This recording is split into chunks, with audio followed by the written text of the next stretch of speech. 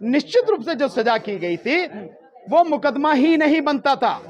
और एक जो चीज सामने आ रही है इसमें तो अब कंटेम्प्ट करने की बारी राहुल गांधी जी की है। ये कह रहा हूं कि 300 से ज्यादा नहीं 400 सीट इस बार।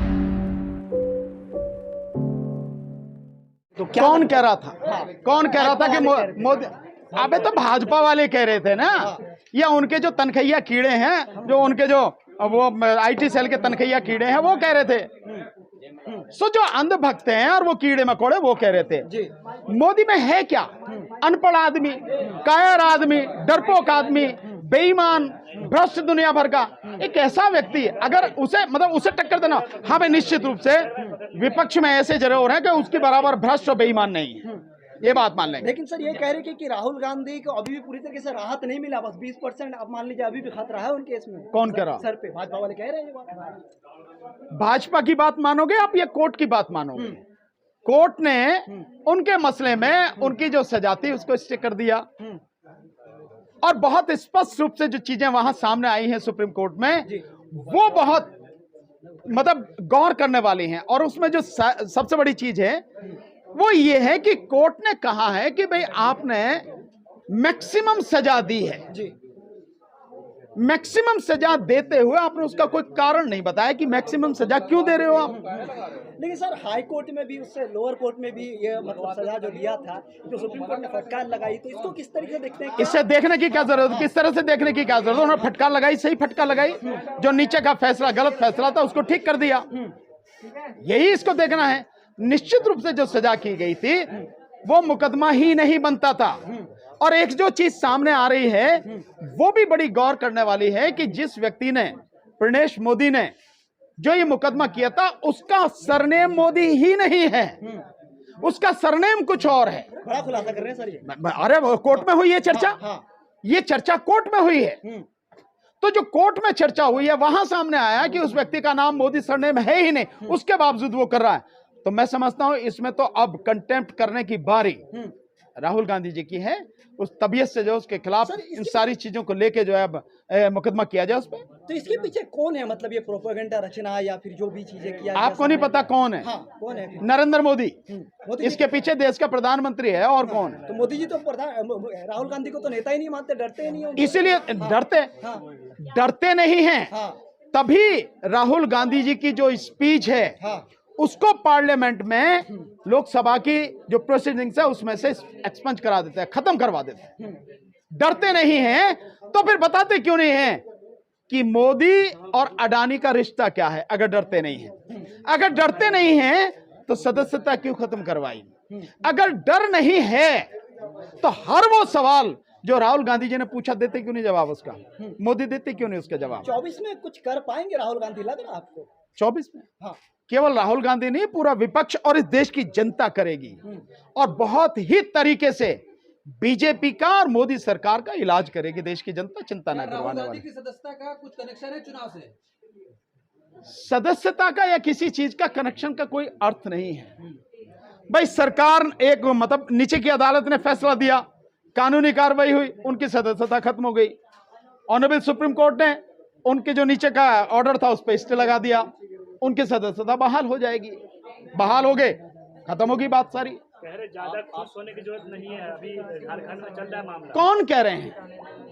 कौन कह रहे हैं? तो ये बात तो आप और हम भी कह सकते हैं कि ज्यादा खुश होने की जरूरत नहीं है। जिस दिन तुम सत्ता से बाहर होगे और जो तुमने ये बोया है, ये फसल जब पकेगी उसे काटने में, जब तुम काटोगे तब काटने में क्या कितना दर्द होगा उसे ध्यान रखना। ये बात कही जा सकती है। बाहर होंगे सत्ता से? बिल्कुल 2024 में बाहर होंगे। कोई क्रोनोलॉजी दिखती है आपको? ये जो पूरा इशू चल रहा है राहुल गांधी हरियाणा हिंसा, इसमें कोई क्रोनोलॉजी है? इसमें सब कुछ क्रोनोलॉजी है और ये बाकायदा मोदी सरकार और राज्यों की जो भाजपा सरकारें हैं, आरएसएस, बजरंग दल, हिंदू महासभा, विश्व हिंदू परिषद, हिंदू महासभा नहीं, विश्व हिंदू परिषद, इन सब के द्वारा षड्यंत्र रच के बहुत ही प्लान्ड वे में सब कुछ कराया गया है। इसमें कोई ये नई बात नहीं। ताकि देश का माहौल खराब हो, क्योंकि उनके पास में जनता के सवालों के कोई जवाब नहीं है। वो जनता के जो जुड़े हुए मुद्दे हैं, चाहे वो शिक्षा का हो, चाहे वो रोजगार का हो, चाहे वो सुरक्षा का हो, चाहे स्वास्थ्य का हो, महिलाओं की शिक्षा का हो, महिलाओं की सुरक्षा का हो, चाहे मजदूरों का हो, किसानों का हो, और चाहे वन पेंशन का मसला हो, चाहे पुरानी पेंशन का मसला हो, जितने भी मसले हैं उन सब में सरकार पूरी तरह से फेल है। सरकार के पास लोगों के सवालों का कोई जवाब नहीं है। इसलिए जो आखिरी हथियार उनके पास बचता है, देश का सांप्रदायिक माहौल खराब करो, यहां पर सांप्रदायिक हिंसा फैलवाओ, हिंदू मुस्लिम की नफरत फैलवाओ और ध्रुवीकरण करके उसका 2024 में लाभ लेने का प्रयास करो। मोदी डर रहे हैं, भाजपा डर रही है। मोदी तो बहुतों से डरता है, राहुल गांधी की तो बात ही छोड़ो, बहुतों से डरता है भाई। मैं तो कह रहा हूं देश का सबसे कायर प्रधानमंत्री है मोदी। अगर वो 56 इंच का नहीं, वो 56 सेंटीमीटर का भी नहीं रहा, मिलीमीटर का भी नहीं रहा, 56 मिलीमीटर का। अगर वो 56 इंच का है और बहादुर है तो क्यों भाग रहा पार्लियामेंट से भाई? पार्लियामेंट में जवाब क्यों नहीं देता? विपक्ष जवाब मांग रहा है ना, जवाब दे, नहीं दे रहे, भाग रहे। शेर सब पर भारी है। शेर नहीं, कायर, और सब पर भारी नहीं है। आज सत्ता हाथ में, उसका दुरुपयोग किया जा रहा है और कुछ नहीं है। भारी तो तब होता है कि सब कुछ बिल्कुल साफ सुथरा हो, बिल्कुल निष्पक्ष हो, उसके बाद पता लगेगी कौन भारी है और कौन हल्का। आप बता रहे हैं भाजपा का चुनावी प्लान तैयार है, लेकिन ये तो सफल होता दिख रहा है जिस तरह के हालात बन रहे हैं।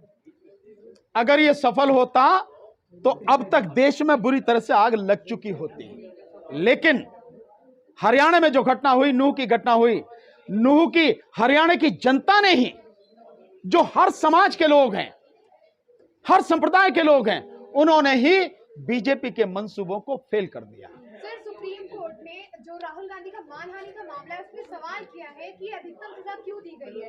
ये 1 साल 11 महीने की भी हो सकती थी, इसे आप किस तरह देखते हैं? सुप्रीम कोर्ट ने जो कहा है मैं ऑलरेडी कह चुका हूं। यह सवाल पूछा है कि मैक्सिमम सजा क्यों दी, उसका कारण क्या है। तो सुप्रीम कोर्ट पता नहीं कह नहीं पा रही है कोई भी बात है। मैं कहता हूं या सुप्रीम कोर्ट की अपनी मर्यादा है, पर मैं सीधे सीधे कह रहा हूं कि 2 साल की सजा जानबूझकर केंद्र सरकार के इशारे पर, मोदी सरकार के इशारे पर अदालत द्वारा, गुजरात की अदालत द्वारा दी गई, ताकि 2 साल की सजा के कारण राहुल गांधी जी की सदस्यता खत्म हो जा सके। वो जानबूझकर किया गया। तो क्या लगता है पूरी तरीके से सजा खत्म होगा, क्योंकि अभी स्टे लगाया गया? बरी हो जाएंगे यार, सब कुछ खत्म हो जाएगा, उसमें कोई बात ही नहीं है, ही नहीं उसमें कुछ भी, सब कुछ। और अब तो जैसे मैंने अभी आपको बताया कि जिस व्यक्ति ने कंप्लेंट की, प्रणेश मोदी जो है, उसका सरनेम मोदी है ही नहीं, उसका सरनेम कुछ और है। ये भी चर्चा हुई है बाकायदा, आज सुप्रीम कोर्ट में चर्चा हुई है। तो जिसका नाम ही नहीं, उसने कैसे कर दिया ये? क्या 24 में क्या माहौल बदल रहा है अब 24 के लिए? आपको नहीं दिख रहा माहौल? लगातार माहौल बदल रहा है।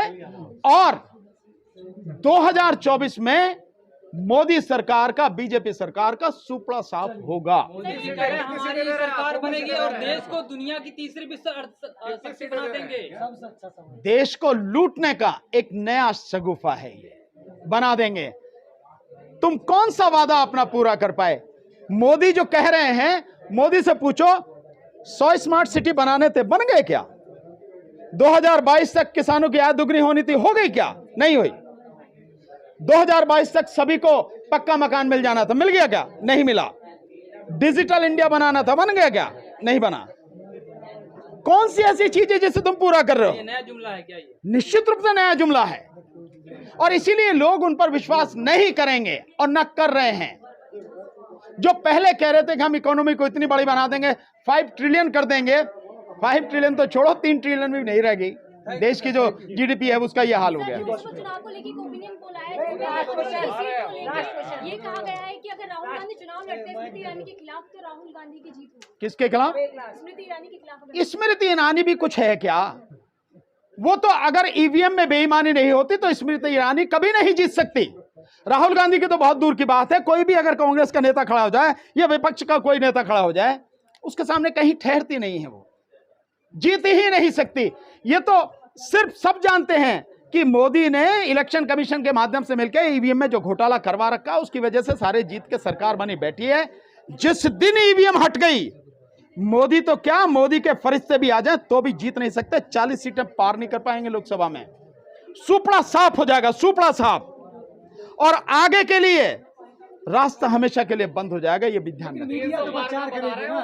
कौन मीडिया? मीडिया कौन है? कोई मीडिया नहीं है। वो तो गुलाम है, वो तो तलवे चाटने वाला एक गुलाम है जिसकी आप बात कर रहे हो। वो तो मालिक की बात कहेगा ना, सर जी, कुछ बीजेपी नहीं। तो कह रही 300 से ज्यादा सीटें आएंगी। और मैं ये कह रहा हूं कि 300 से ज्यादा नहीं, 400 सीट इस बार संयुक्त विपक्ष की जिसका नाम इंडिया है उसकी आएंगी, और इस बार इंडिया जीतेगा और भाजपा बुरी तरह से हारेगी। खबरों में बने रहने के लिए फोरम 4 को सब्सक्राइब करें और नोटिफिकेशन पाने के लिए बेल आइकन दबाएं।